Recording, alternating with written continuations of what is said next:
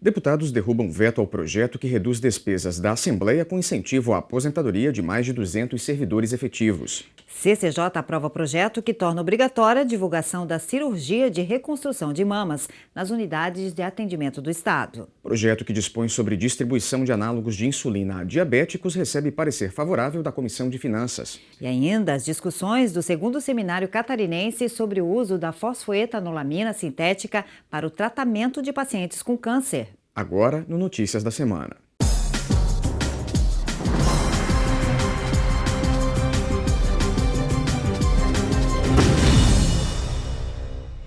Deputados analisaram essa semana em plenário o veto do governador Raimundo Colombo a um projeto de origem aqui da Casa Legislativa.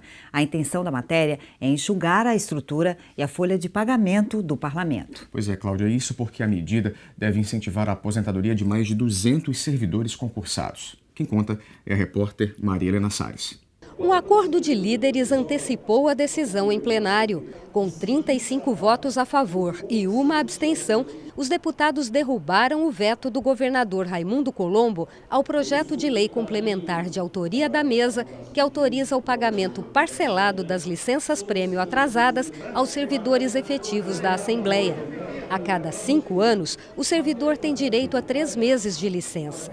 Antes da derrubada do veto, o presidente da Casa, deputado Gelson Merizio, do PSD, justificou a iniciativa em plenário. Trata-se de uma medida que traz economicidade, que traz economia de recursos para a Casa, que legaliza uma situação, um processo que foi elaborado pela Casa fundamentalmente para enxugarmos despesa, para reduzir o abono de permanência e para reconhecermos um direito adquirido dos servidores. Mas os servidores não pedem aposentadoria esperando receber o valor equivalente às licenças-prêmio acumuladas ao longo da carreira.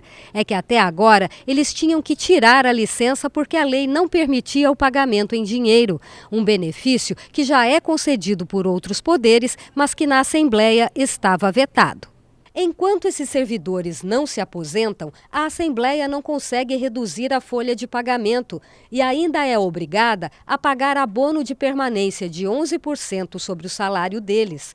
São 220 servidores nesta situação.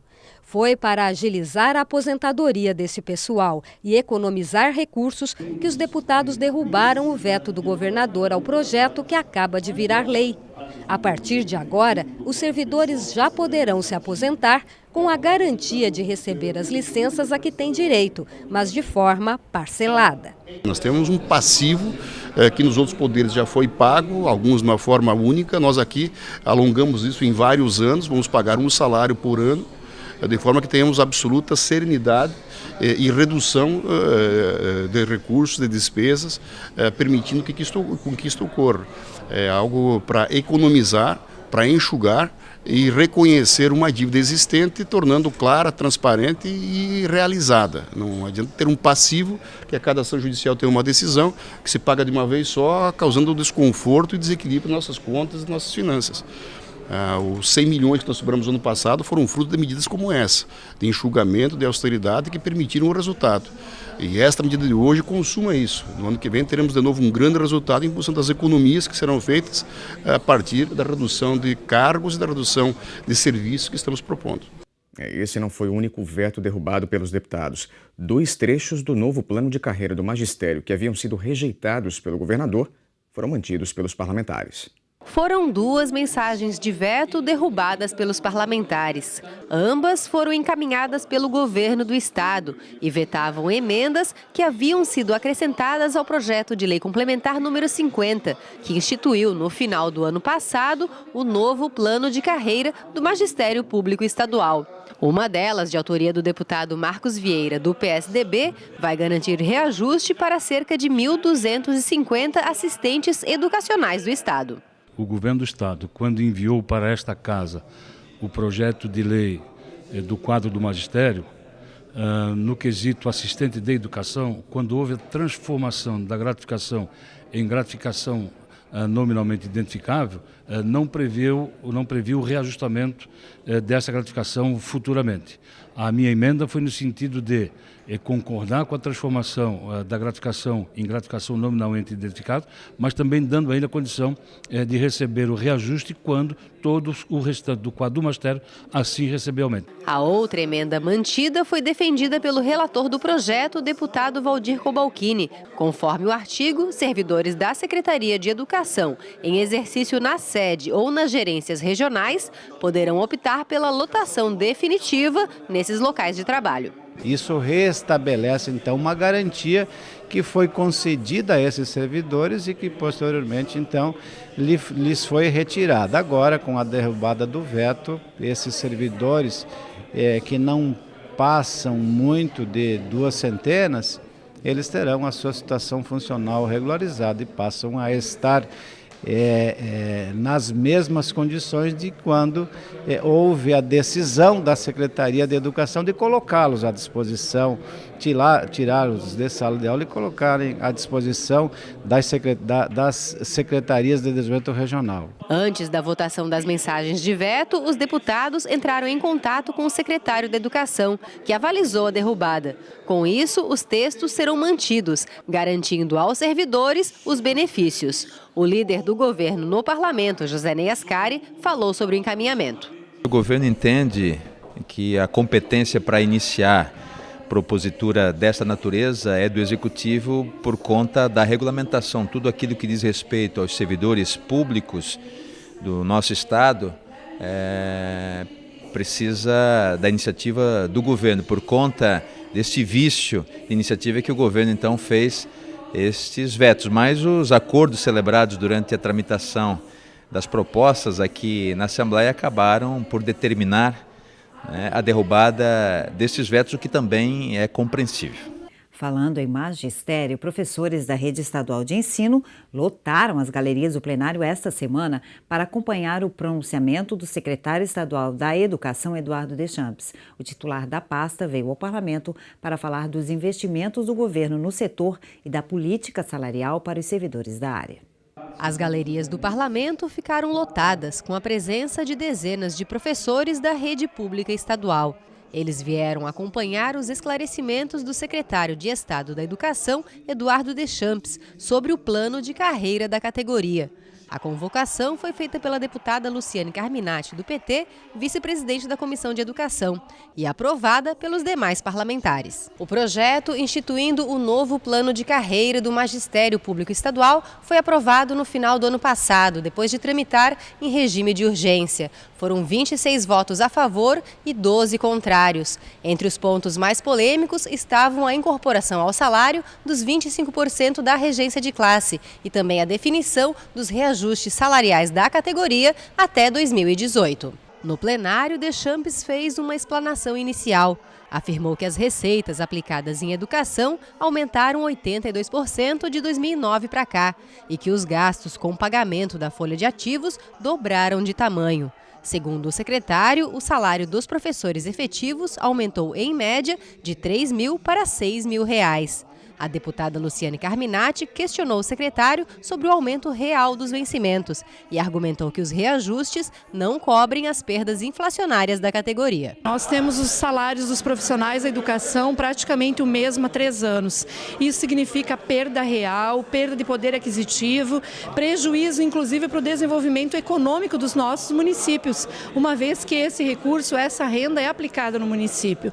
Então, infelizmente, o secretário não acenou com nenhuma possibilidade de garantia de que esse reajuste seja garantido. Olha, de maneira geral aumentou muito ao longo dos últimos anos, a gente tem avançado em relação à questão da melhoria salarial do magistério. O projeto de lei do ano passado tratava da descompactação da carreira, adaptação da carreira à lei do piso e agora, obviamente, nós temos a discussão de reposições salariais, mas as reposições salariais decorrentes de inflação dependem, obviamente, da melhoria da receita do Estado. Nos últimos 5 meses nós tivemos uma queda constante de receita, principalmente no Fundeb, e isso dificulta mesmo muito você fazer essa ação. Outro ponto questionado pela deputada foi a incorporação da regência de classe. Pela lei do piso, os professores deveriam ter 13% de reajuste este ano.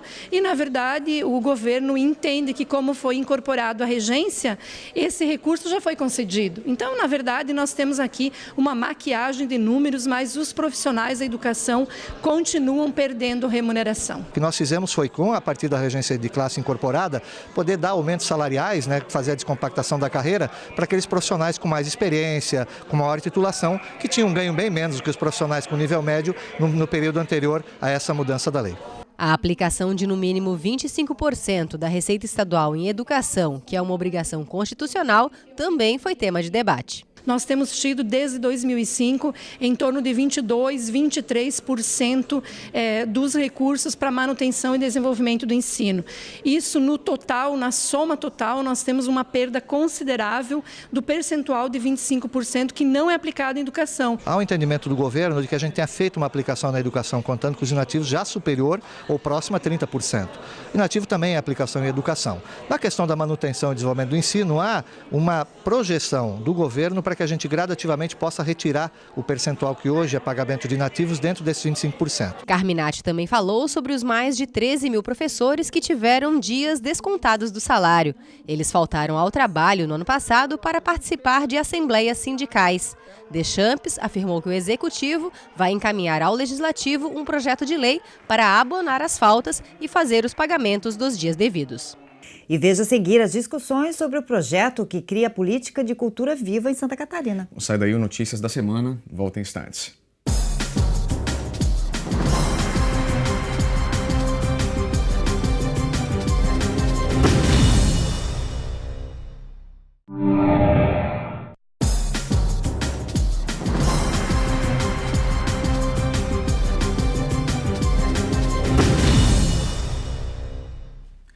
A Comissão de Educação da Assembleia promoveu esta semana um debate sobre o projeto que cria a política de cultura viva em Santa Catarina. A matéria tramita no parlamento e foi tema de uma audiência pública que reuniu representantes do setor. O principal foco da audiência pública foi debater o projeto de lei que cria a política estadual de cultura viva em Santa Catarina. Em outras palavras, o projeto quer fomentar, simplificar e flexibilizar os convênios e repasses de recursos do Estado para entidades e grupos culturais que atuam na informalidade e que muitas vezes não têm o devido reconhecimento.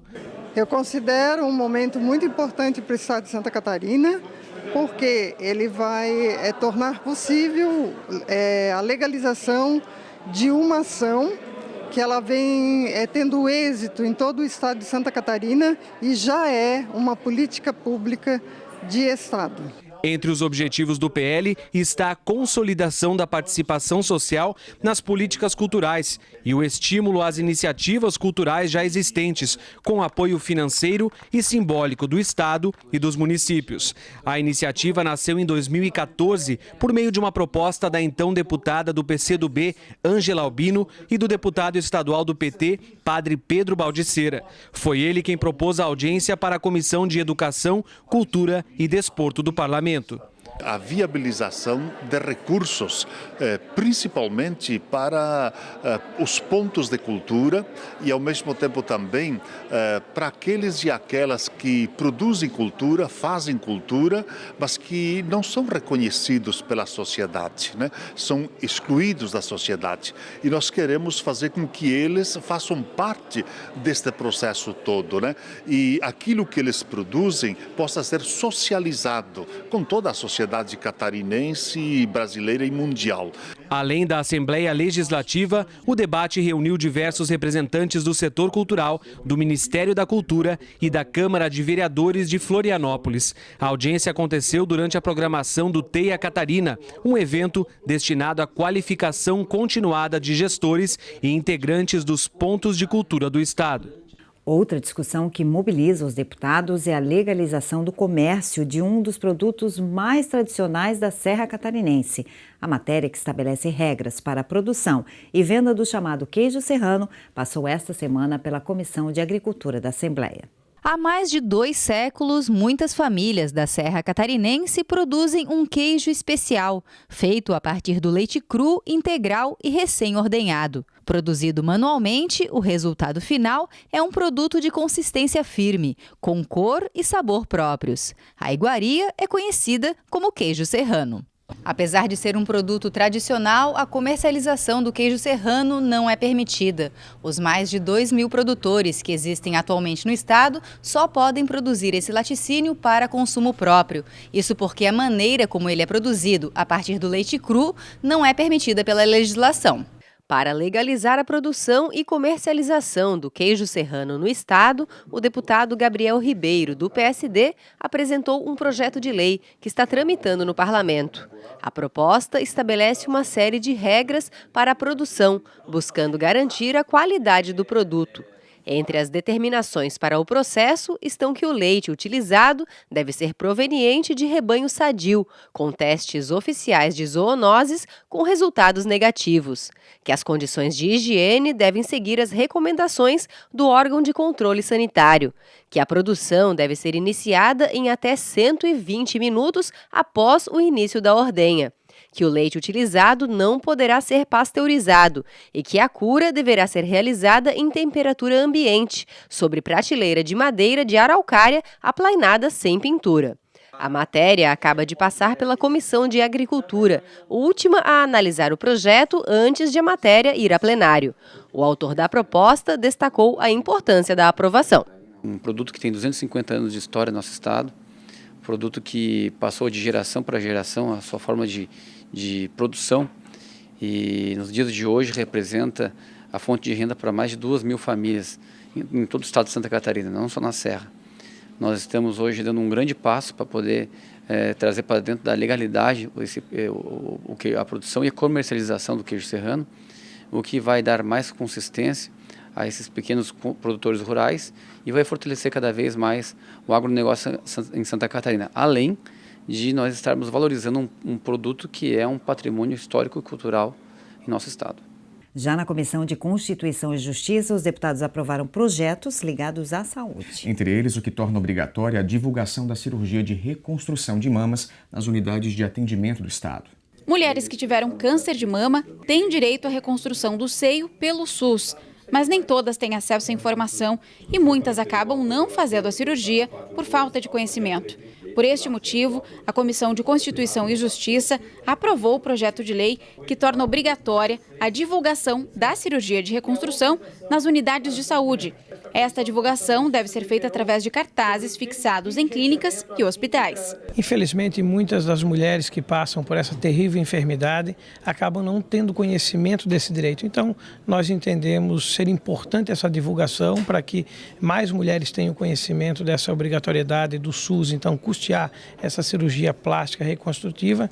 Então, o nosso parecer foi pela aprovação e acredito que com isso mais mulheres terão acesso a essas cirurgias reconstrutivas. A Comissão de Constituição e Justiça também aprovou mudanças no projeto de lei que prevê o fornecimento de alimentos orgânicos para a merenda escolar da rede estadual de ensino.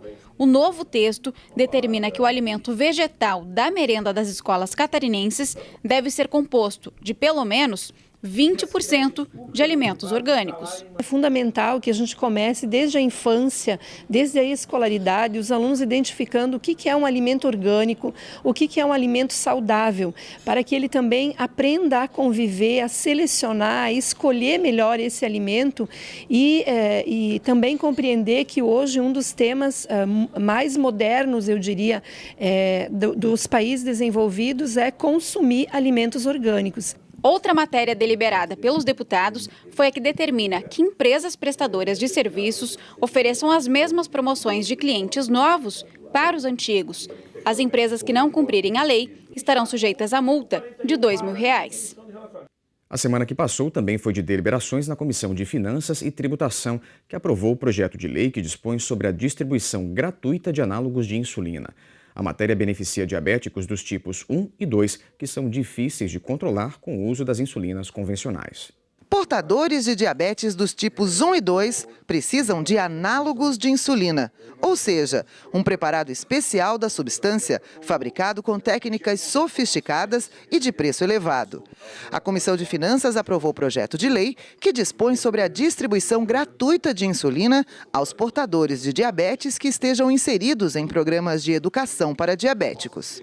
Os autores argumentam que a lei, além de beneficiar pacientes necessitados, deve reduzir custos com ações judiciais movidas por eles, já que o governo, quando realiza a compra desses medicamentos, consegue um preço mais baixo. Hoje a Secretaria de Estado da Saúde já tem que atender umas inúmeras, centenas de ações judiciais que mandam, como também com outros medicamentos, obrigam a Secretaria a fornecer esse tipo de insulina. E a Secretaria, primeiro, que tem que gastar com a defesa, de ação por ação, no Judiciário, sobrecarrega o Judiciário, sobrecarrega o Estado como um todo. A aquisição acaba não se fazendo nos melhores preços. Quando o Estado tem programas bem estabelecidos de distribuição de medicamentos, ele consegue negociar com a indústria farmacêutica valores mais adequados. E por último, o Estado fornecendo de uma maneira adequada, com um protocolo de fornecimento, estabelecendo quais os casos, com critérios, subsidia o Judiciário para que deixe de conceder de maneira generalizada, como em geral ocorre, por não ter critérios, e conceda ações judiciais especificamente em um outro caso, que em geral não vai ser contemplado porque já existe o atendimento mediante o processo administrativo da Secretaria. E veja ainda hoje as discussões do seminário que debateu o uso da fosfoetanolamina para o tratamento do câncer. É o segundo encontro do gênero promovido pelo Legislativo. Os detalhes em instantes, aqui no Notícias da Semana.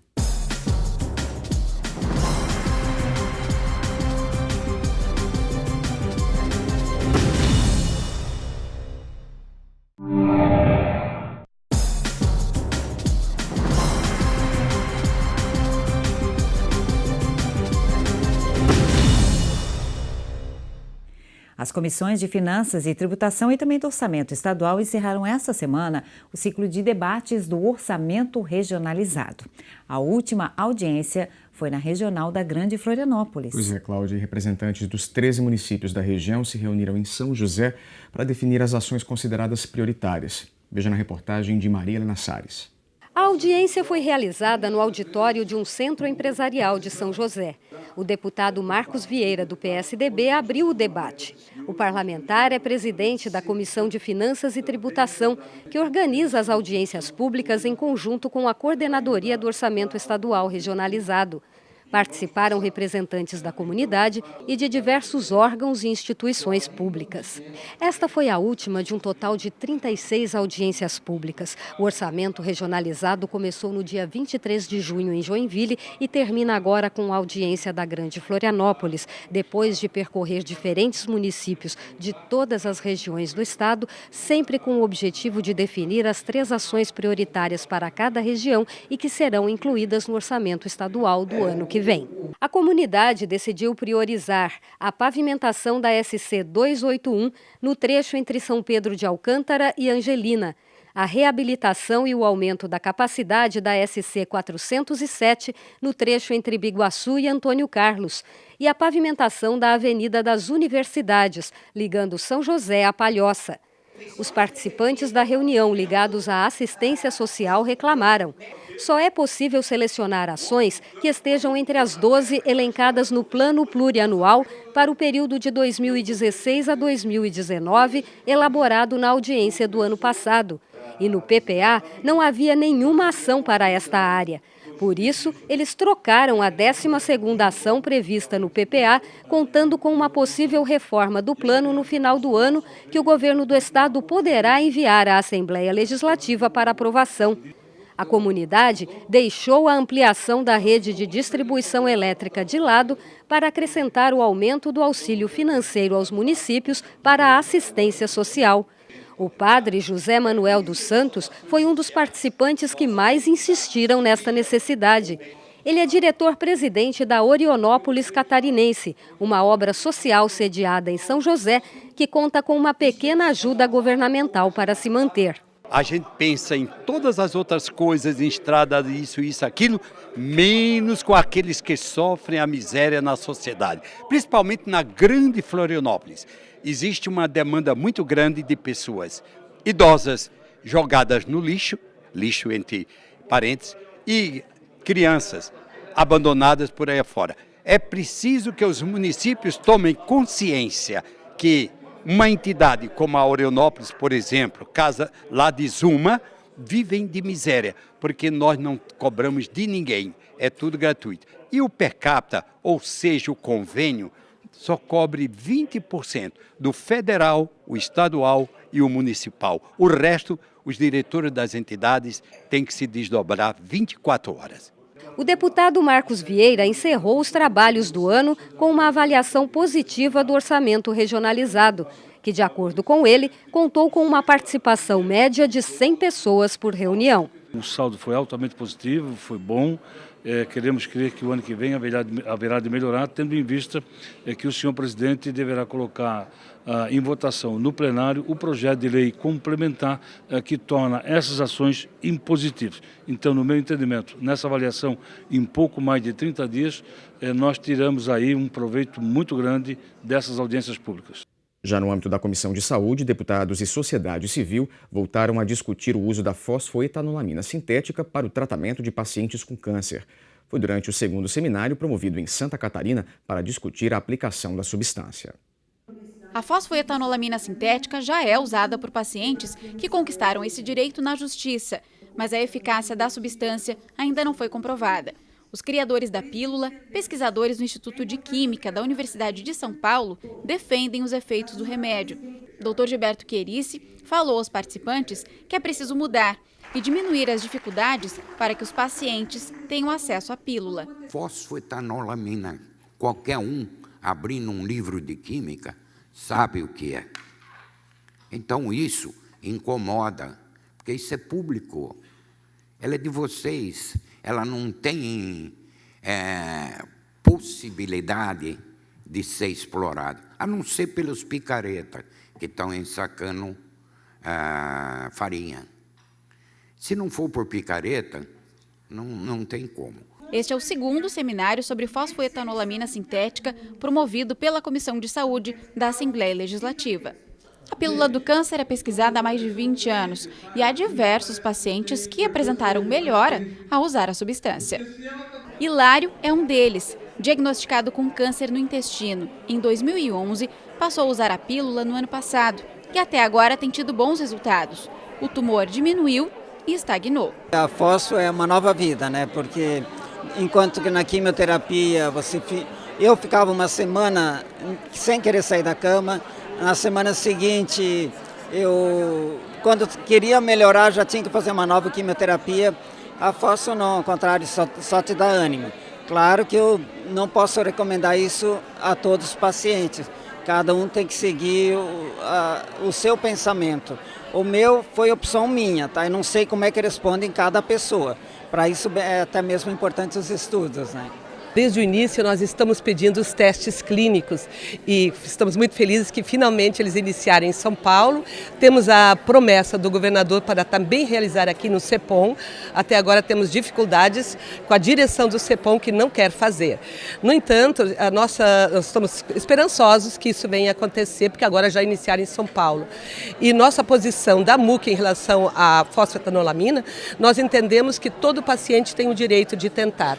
Em São Paulo, a substância começou a ser testada em humanos e o objetivo da Comissão de Saúde, presidida pela deputada Ana Paula Lima, do PT, é fazer com que Santa Catarina também faça os testes. Eu acredito na palavra do governador, quando tivemos uma audiência com ele, cerca de mais ou menos 30 dias, onde ele sinalizou positivamente, inclusive ligando para o governador Geraldo Alckmin em São Paulo, que Santa Catarina gostaria de participar desse processo.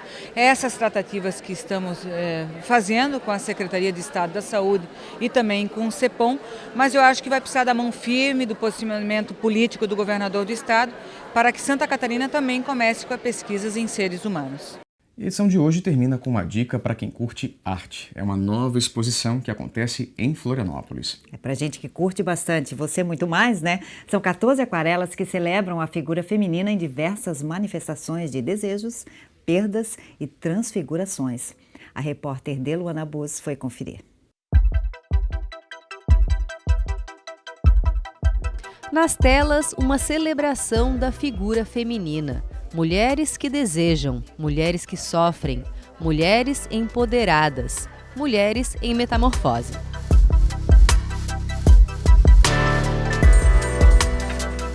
As obras fazem parte da exposição Conexões Viscerais, das artistas plásticas Gabriela Goulart e Paula Schilindwein.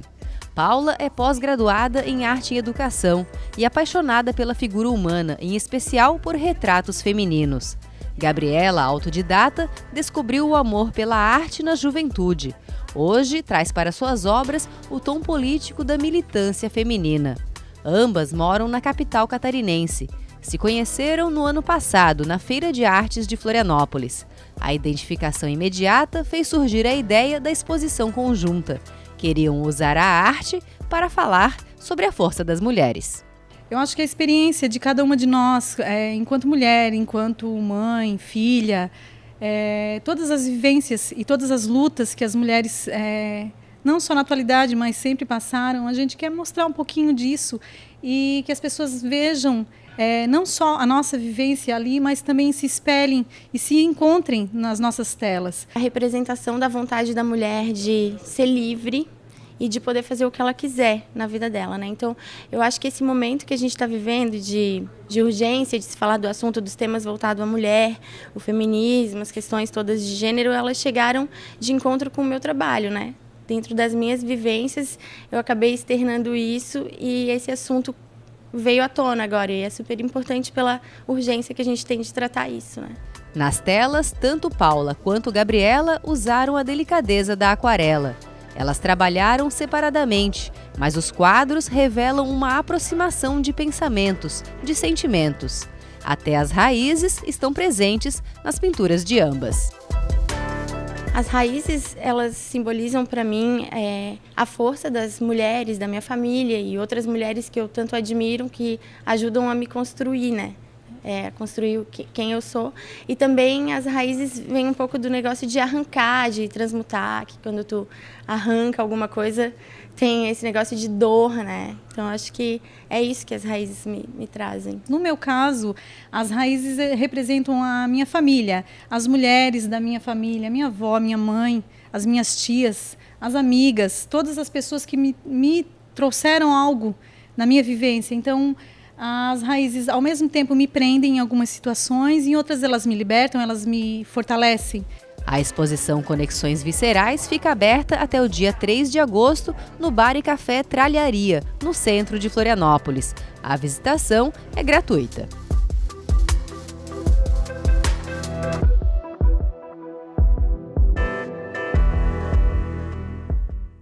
Por hoje é só, o Notícias vai ficando por aqui. A gente se vê semana que vem, no mesmo horário. Até lá. Até.